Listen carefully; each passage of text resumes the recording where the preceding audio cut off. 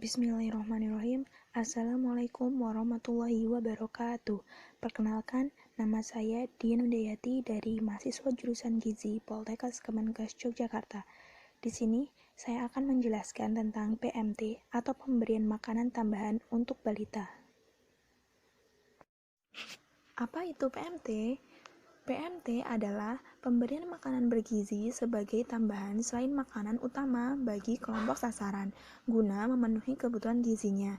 Setelah bayi berusia lebih dari 6 bulan, kebutuhan gizinya akan semakin meningkat, sehingga konsumsi ASI saja tidak akan cukup, karena semakin lama produksi ASI oleh ibu bayi makin sedikit, sedangkan zat-zat gizi justru makin meningkat. Oleh karena itu, lepas dari periode ASI eksklusif, sebaiknya anak mulai diperkenalkan dengan makanan tambahan. Lalu, untuk tujuan PMT apa sih? Jadi, tujuan PMT itu adalah untuk memperbaiki keadaan gizi pada anak golongan rawan gizi yang menderita kurang gizi dan diberikan kepada anak balita dengan kriteria yang pertama, 3 kali berturut-turut tidak naik timbangannya. Yang kedua, berat badannya pada KMS terletak di bawah garis merah. PMT juga bertujuan untuk menambah energi dan gizi esensial. Lalu, untuk manfaat dari PMT pada balita, antara lain, yang pertama, melengkapi zat gizi ASI yang sudah berkurang. Yang kedua, mengembangkan kemampuan bayi untuk menerima bermacam-macam makanan dengan berbagai rasa dan bentuk. Yang ketiga, mengembangkan kemampuan bayi untuk mengunyah dan menelan.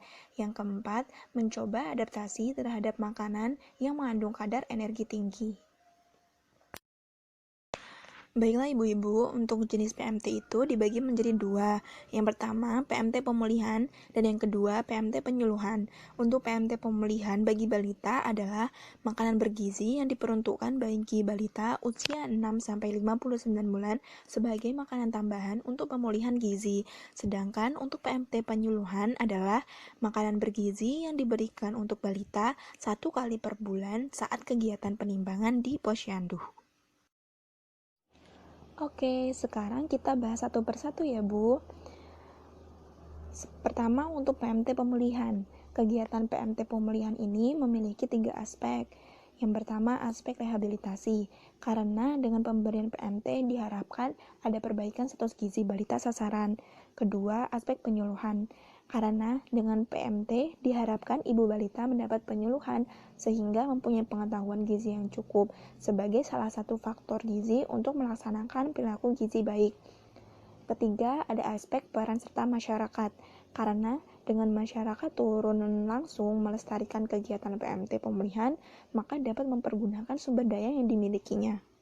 Adapun prinsip dasar dari PMT pemulihan, pertama, PMT pemulihan diberikan dalam bentuk makanan atau bahan makanan lokal dan tidak diberikan dalam bentuk uang. Kedua, PMT pemulihan hanya sebagai tambahan terhadap makanan yang dikonsumsi oleh balita sasaran sehari-hari, bukan sebagai pengganti makanan utama ya. Ketiga, PMT pemulihan dimaksudkan untuk memenuhi kebutuhan gizi balita sasaran sekaligus sebagai proses pembelajaran dan sarana komunikasi antar ibu dari balita sasaran. Keempat, PMT pemulihan merupakan kegiatan di luar gedung puskesmas dengan pendekatan pemberdayaan masyarakat yang dapat diintegrasikan dengan kegiatan lintas program dan sektor terkait lainnya. Kelima, PMT pemulihan dibiayai dari Dana Bantuan Operasional Kesehatan atau BOK atau juga dapat dibiayai dari bantuan lainnya seperti partisipasi masyarakat, dunia usaha, pemerintah daerah, dan lain sebagainya. Lalu, PMT pemulihan juga diberikan sekali sehari selama 90 hari berturut-turut. Baiklah, sudah jelas ya Bu mengenai PMT pemulihan. Sekarang kita bahas PMT penyuluhan. Nah, tujuan dari PMT penyuluhan ini salah satunya yaitu sebagai peragaan atau demo mengenai cara-cara penyiapan makanan sehat bagi balita yang dilakukan oleh petugas dibantu oleh kader. Pada kegiatan PMT penyuluhan ini, terdapat beberapa hal yang harus dilakukan. Pertama, penyuluhan atau penjelasan tentang triguna makanan, di mana triguna makanan itu terdiri dari makanan pokok sebagai sumber tenaga, lauk pauk sebagai zat pembangun, serta sayuran dan buah-buahan sebagai zat pengatur. Lalu yang kedua, ada penyuluhan mengenai makanan sehat dan manfaatnya untuk tubuh serta kesehatan. Adapun prinsip dasar dari PMT penyuluhan, pertama, sebagai sumber pendidikan gizi melalui demonstrasi dan PNBA atau penyuluhan pemberian makanan bayi dan anak. Kedua, kegiatan di luar gedung puskesmas dengan pendekatan pemberdayaan masyarakat yang dapat diintegrasikan dengan kegiatan lintas program dan sektor terkait lainnya, seperti posyandu dan PAUD, kelompok arisan ibu-ibu, dan lain sebagainya. Ketiga, PMT penyuluhan dilakukan 1 kali setiap bulan. Selanjutnya yaitu syarat dan bentuk PMT. Syarat PMT itu pertama diutamakan berbasis bahan pangan lokal. Kedua, diberikan kepada bayi untuk memenuhi kebutuhan gizi balita dan juga untuk memenuhi pendidikan gizi. Ketiga, tambahan makanan ini untuk memenuhi kebutuhan gizi dari makanan keluarga. Keempat, terdiri dari 4 bintang, yaitu makanan pokok, lauk hewani, lauk nabati, serta sayur dan buah. Kelima, ada 2 jenis makanan tambahan, yaitu ada MPASI untuk usia 6-23 bulan dan makanan tambahan untuk pemulihan pada balita 24-59 bulan berupa makanan keluarga. Lalu ada komposisi gizi itu mencukupi kebutuhan minimal sepertiga dari kebutuhan satu harinya, yaitu energinya kurang lebih 350-400 kalori dan protein 10-15 gram. Lalu, untuk pola pemberian makan bayi dan balita dibedakan berdasarkan usianya. Untuk usia 0-6 bulan, itu masih full ASI. Usia 6-8 bulan, ASI dan ditambah dengan bentuk makanan lumat. 9-11 bulan, ASI dan ditambah dengan bentuk makanan lembik. 12-23 bulan, itu ASI dan ditambah dengan bentuk makanan keluarga. Sedangkan 24-59 bulan itu sudah bentuk makanannya itu sudah full makanan keluarga. Selanjutnya yaitu contoh PMT.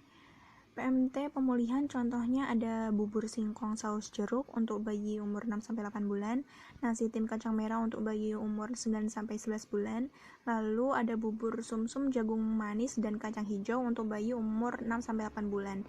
Sedangkan untuk PMT penyuluhan contohnya ada rice bowl takweja atau tahu ayam wortel, kentang dan jagung manis, lalu ada cream soup wotajam, ada wortel, tahu, jagung manis dan ayam. Berikut resep dari PMT yang bisa menjadi rekomendasi untuk dicoba oleh ibu-ibu kader sekalian. Selamat mencoba!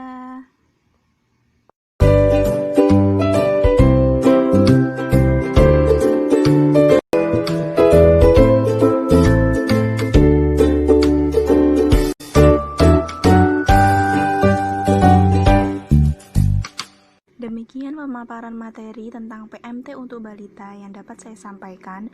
Terima kasih atas partisipasi ibu-ibu kader semua. Mohon maaf apabila banyak kekurangan dan terdapat perkataan yang kurang berkenan di hati ibu sekalian. Semoga materi yang disampaikan dapat bermanfaat dan bisa menjadi inspirasi untuk ibu-ibu kader sekalian. Akhirul kalam, wassalamualaikum warahmatullahi wabarakatuh.